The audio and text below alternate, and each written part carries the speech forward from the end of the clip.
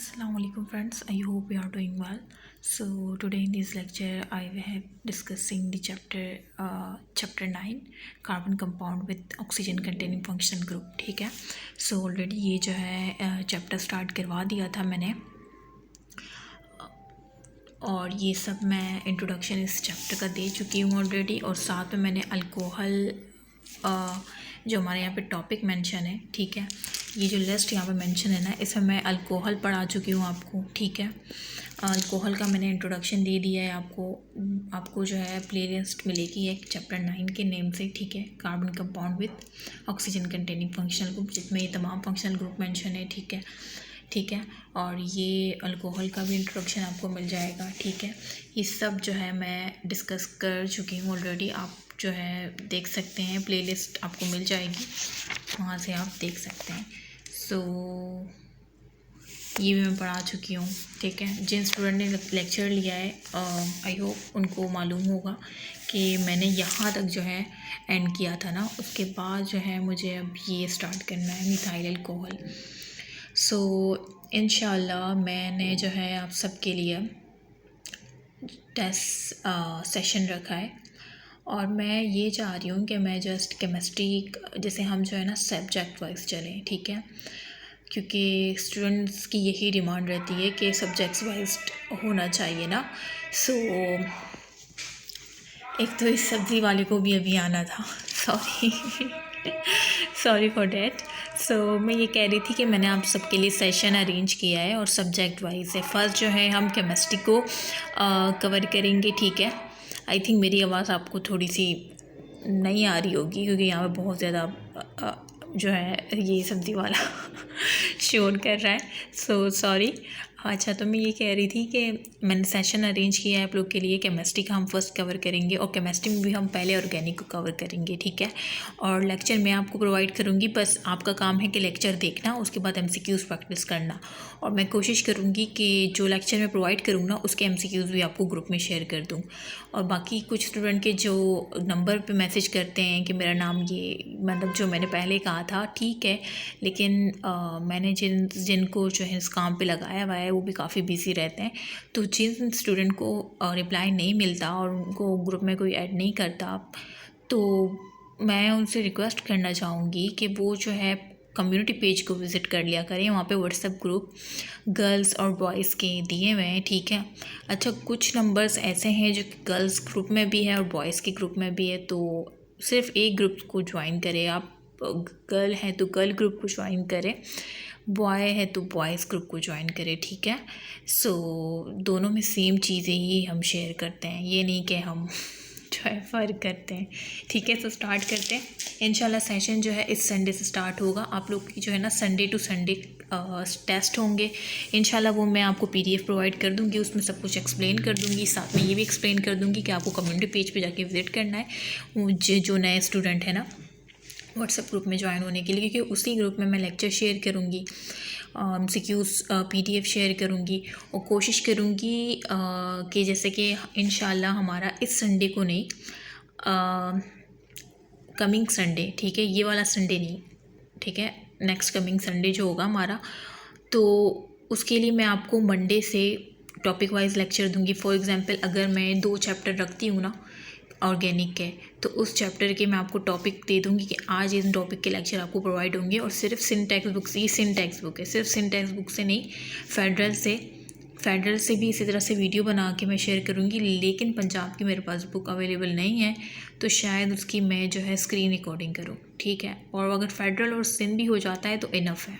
ठीक है, लेकिन पंजाब वाले स्टूडेंट्स जो है ना, वो इस बात से शायद एग्री ना करें, लेकिन इंशाल्लाह सब बेहतर होगा, मैं करने की कोशिश करूँगी। वैसे भी हम 2 चैप्टर रखेंगे, और फर्स्ट हम ऑर्गेनिक से स्टार्ट करेंगे, सेकेंड ईयर केमिस्ट्री से, क्योंकि आप ऑलरेडी सेकेंड ईयर के पेपर्स देंगे, तो उसके लिए, और वैसे भी ऑर्गेनिक आप लोग को पता नहीं क्या लगता है कि पता नहीं कोई ऐसा है जो हम कर नहीं सकते, तो ऐसा कोई नहीं है, ऐसी कोई बात नहीं है। ठीक है, और आपने ऑलरेडी लेक्चर्स मैंने देखे हैं ऑर्गेनिक के, और मुझे काफ़ी अच्छे फीडबैक्स मिल रहे हैं आप लोग तमाम स्टूडेंट्स की तरफ से, तो मुझे वो देख के काफ़ी अच्छा लग रहा है, और मतलब काफ़ी दुआएं भी मिलती हैं जो कि मुझे बहुत पसंद है। अच्छा, स्टार्ट करते हैं। ऑलरेडी बहुत ज़्यादा टाइम ले लिया अब बातों पे। इंशाल्लाह वो मैं जब सेशन आपको दिखाऊंगी ना, टेस्ट PDF में शेयर करूँगी ग्रुप पे, कम्युनिटी पेज पे, तो साथ में मैं वीडियो भी अपलोड कर दूँगी, तो बाकी बातें फिर आप वहाँ से मैं आपको समझा दूँगी किस तरह से। अच्छा, मिथाइल अल्कोहल, मिथाइल अल्कोहल को हम मिथेनॉल भी कहते हैं, जिसका फार्मूला क्या है CH3OH, ठीक है। Methanol is also called wood spirit. Methanol को जो है ना, ये मिथाइल अल्कोहल कह ले, एक ही बात है। जो आखिर में OL लगता है ना, ये किस बात की निशानी है, किस बात का साइन है? मीन ये अल्कोहल फैमिली से बिलोंग करता है, ठीक है। OH जो एंड में लगा हुआ है। तो अब वो स्टूडेंट जो कि डायरेक्ट इस वीडियो को देख रहे हैं, तो बेटा फिर तो मतलब मैं कुछ नहीं कर सकती, क्योंकि मैंने इस चैप्टर के इंट्रोडक्शन में तमाम ग्रुप के बारे में मतलब थोड़ा थोड़ा इंट्रोडक्शन दिया है। वो स्टूडेंट जो कि ऑलरेडी वो लेक्चर देख चुके हैं, उनके लिए तो ठीक होगा, समझ जाएंगे वो। लेकिन जो नए हैं उनसे मेरी रिक्वेस्ट है कि जाके वो पहले लेक्चर देख लें इस चैप्टर के, ठीक है। अच्छा, methanol is also called wood spirit because formerly it was obtain by destructive distillation of wood which, ये कह रहे हैं कि मिथेनॉल को जो है हम वुड स्पिरिट कहते हैं, ठीक है। और क्यों कहते हैं ये पता है, MCQs भी आया था कि मिथेनॉल को क्या कहा जाता है। तो MCQs में 4 ऑप्शन होंगे, एक में वुड स्पिरिट होगा, तो correct option is would spirit. और ये बहुत कॉमन MCQs होगा अगर आएगा, ठीक है। अच्छा, और इसको जो है ये ऑब्टेन होता है, इसको क्यों कहते हैं वुड स्पिरिट? मतलब हम किसी चीज़ को जब नाम देते हैं तो एक चीज़ होती है, एक चीज़ की बेस पे नाम देते हैं ना, वो इस वजह से हम इसे वुड स्पिरिट कहते हैं। हर चीज़ का रीज़न जानने की कोशिश किया करें, क्योंकि मैं खुद पर्सनली मुझसे रट्टा नहीं लगता, तो मैं हर चीज़ का रीज़न जानने की कोशिश करती हूँ, ठीक है। सो इसे वुड स्पिरिट इस वजह से कहा जाता है क्योंकि ये जो है destructive distillation of would say हमें मतलब हासिल मिलता है, ठीक है। डिस्ट्रक्टिव डिस्टिलेशन क्या होता है? डिस्टिलेशन मतलब आप किसी भी चीज़ को हीट एनर्जी प्रोवाइड करें, और इतनी हीट एनर्जी प्रोवाइड करें कि उसका जो है मतलब आप मेल्टिंग पॉइंट या बॉइलिंग पॉइंट तक आप जा सकें, इतनी हीट एनर्जी आप प्रोवाइड करें ना, तो ये डिस्टिलेशन से कहते हैं। तो डिस्ट्रक्टिव डिस्टिलेशन मीन वुड की डिस्ट्रक्टिव करने से आपको मिथेनॉल मिलता है, इस वजह से इसे वुड स्पिरिट कहा जाता है। अच्छा, तो जब आप डिस्ट्रक्टिव डिस्टिलेशन ऑफ वुड करते हैं तो आपको क्या क्या चीज़ें मिलती हैं? एक तो वोलेटाइल इन्फ्लेमेबल गैसेस मिलती है, ठीक है। वोलेटाइल मीन जो कि वोलेटाइल वो होती है लिक्विड जो डायरेक्ट जो मतलब जो गैसेस में कन्वर्ट हो जाती है ना, उसे वोलेटाइल कहते हैं। और इन्फ्लेमेबल जो बहुत मतलब जो तेज़ी से आग पकड़ लेते हैं, ऐसी गैसेस जो कि आग पकड़ने वाली होती है ना। तो इनमें सबसे पहले जब भी आप वुड मीन लकड़ी की आप डिस्ट्रक्टिव डिस्टिलेशन करेंगे, उसको हीट एनर्जी प्रोवाइड करेंगे ना। डिस्टिलेशन मैंने बता दिया कि डिस्टिलेशन की डेफिनेशन क्या है। किसी भी चीज़ को आप जब हीट एनर्जी प्रोवाइड करते हैं, और आप इतनी हीट एनर्जी प्रोवाइड करते हैं कि आप उसके मेल्टिंग और बॉइलिंग पॉइंट को अचीव कर लेते हैं, तो then that process is distillation, ठीक है। अच्छा, कहाँ पे थे? तो फर्स्ट हमें क्या मिलती है? वोलेटाइल इन्फ्लेमेबल गैस मिलती है, मतलब ऐसी गैसेस मिलती हैं जो कि बहुत तेज़ी से आग पकड़ लेती हैं, ठीक है। इन्फ्लेमेबल मीन जो आग पकड़ने वाली गैसेस होती हैं, वोलेटाइल जो कि लिक्विड से गैसेस में कन्वर्ट हो जाती है, ठीक है। अच्छा, स्ट्रॉन्गली एसिडिक अच्छा यहाँ पे जो है मैं इस तरह से समझा रही हूँ कि आपको रट्टा लगाने की ज़रूरत नहीं है। अगर वो स्टूडेंट जो कि सेकेंड ईयर की प्रिपरेशन कर रहे हैं तो वो थ्योरी में रट्टा ना लगाए, ठीक है, वो समझ जाए। देखिए, वोलेटाइल जो कि लिक्विड से गैसेस मैंने कहा, वो उसे वोलेटाइल कहते हैं ना, तो जाहिर सी बात है हम गैसेस की बात कर रहे हैं, ठीक है। और सेकंड देखें, स्ट्रॉन्गली एसिडिक लिक्विड डिस्टिलेट। और दूसरी उस पर हमें ये मिलता है कि एक लिक्विड मिलता है, लिक्विड डिस्टिलेट मिलता है। अच्छा, डिस्टिलेट होता है कि जो कि डिस्टिलेशन के प्रोसेस के बाद जो है मतलब उसकी रेजिडुअलिटी जो है वो बरकरार है ना, तो उसे कहते हैं। बाकी आप ये याद रखें कि सेकंड पे जो हमें मिलता है वो एसिडिक लिक्विड मिलता है, एसिडिक लिक्विड डिस्टिलेट मिलता है, ठीक है, जिसे उर्दू में आई थिंक कशीद कहते हैं, ठीक है। Called pyroligneous acid. अच्छा, इस लिक्विड एसिडिक लिक्विड डिस्टिलेट को हम क्या कहते हैं? पायरोलिग्निस एसिड। तो ये बाकायदा MCQs भी आया था, आई थिंक आ भी सकता है। मैं जब टेस्ट बनाऊंगी तो मैं तो ज़रूर दूंगी, क्योंकि ये बिल्कुल कॉमन MCQs है कि स्ट्रॉन्गली एसिडिक लिक्विड जो है उससे क्या कहते हैं? तो पायरोलिग्निस एसिड कहते हैं। और इसमें क्या क्या कंटेन होता है ये भी MCQs में पूछा जाता है। ये सारे MCQs पॉइंट है जो मैं बता रही हूँ, ठीक है। तो उसमें क्या क्या पाया जाता है? मिथेनॉल होता है, ठीक है। मिथेनॉल यही मिथाइल अल्कोहल। जैसे मैंने कहा था ना कि मिथाइल अल्कोहल को क्यों कहते हैं वुड्स, क्योंकि वो डिस्टिलेशन ऑफ वुड से मिलता है, ठीक है। उसके सेकंड पॉइंट देखें, जब हमने डिस्टिलेशन ऑफ वुड करवाई तो सेकंड में हमें यही कह रहे हैं कि लिक्विड डिस्टिलेट मिलता है जिसे पायरोलिनिक एसिड कहते हैं। उसमें क्या होता है, मिथानॉल। अब आपको प्रूव हो गया कि किस तरह से हमें जो है मिथानॉल मिलता है, ठीक है, डिस्टिलेशन ऑफ वुड से, ठीक है। सो ये यहाँ पे बात प्रूव हो गई कि मिथानॉल मिल गया है ना। ये जो एसिड है पायरोलिनिक एसिड, इसमें मिथानॉल पाया जाता है, एसीटोन पाया जाता है, एसिटिक एसिड होता है, मिथाइल एसीटेट होता है एंड अदर ऑर्गेनिक कंपाउंड, ठीक है। सो ये आपको नेम याद रखने हैं, methanol, acetone, acetic acid, methyl acetate और दूसरे ऑर्गेनिक कंपाउंड। ये 4 नाम आपको याद रखने हैं, ठीक है, क्योंकि एमसीक्यूज आते हैं कि पायरोलिनिक एसिड में क्या क्या चीज़ें पाई जाती है, ठीक है। या आपको 3 दे देंगे, 1 नहीं देंगे, ठीक है, और 4 ऑप्शन में से आपको 1 आपको सेलेक्ट करना होगा। तो इस तरह के एमसीक्यूज बन सकते हैं। अच्छा, तीसरे देखें, methanol was separated by fraction distillation of this liquid. अब वही बात हो गई ना जो मैंने आपको बताया था कि इस एसिड में मिथानॉल होता है और मिथानॉल की बात कर रहे हैं हम। ये पूरा इंट्रोडक्शन जो है, इसी वजह से हमने कहा कि हम इस बात से स्टार्ट हुए थे ना कि इसे वुड स्पिरिट कहते हैं। फिर हमें प्रूफ करना था कि किस तरह से, फिर हमने आपको पूरी बात यहाँ पे बुक में एक्सप्लेन की। मतलब मैं नहीं आती, लेकिन मैं आपको बता रही हूँ ना, तो ठीक है। तो फिर वो इस वजह से एक्सप्लेन कर दिया ना कि जब हम डिस्ट्रक्टिव डिस्टिलेशन करते हैं वुड की, तो हमें पहले तो वोलेटाइल इनफ्लेमेबल गैसेस मिलती है, फिर दूसरे में एसिडिक लिक्विड डिस्टिलेट मिलता है जिसे पायरोलिनिक एसिड कहते हैं। फिर उसमें क्या क्या होता है, मिथानॉल होता है। देखिए मिथानॉल आ गया है ना, इसी वजह से हम कह रहे हैं कि इसी वजह से जो हम कहते हैं कि ये हमें destructive distillation of would say मिलता है, इस वजह से हम इसको वुड स्पिरिट कहते हैं, ठीक है। अब मिथानॉल तो मिल गया, अब मिथानॉल एक लिक्विड डिस्टिलेट है जिसे पायरोलिनिक एसिड है उसमें मौजूद है और उसके साथ और भी चीज़ें मौजूद है। अगर वो सिर्फ होता तो फिर तो आसानी थी। अब इसको जो है हमें सेपरेट करना है ना, तो कैसे सेपरेट करेंगे, ये भी एक क्वेश्चन अराइज होता है।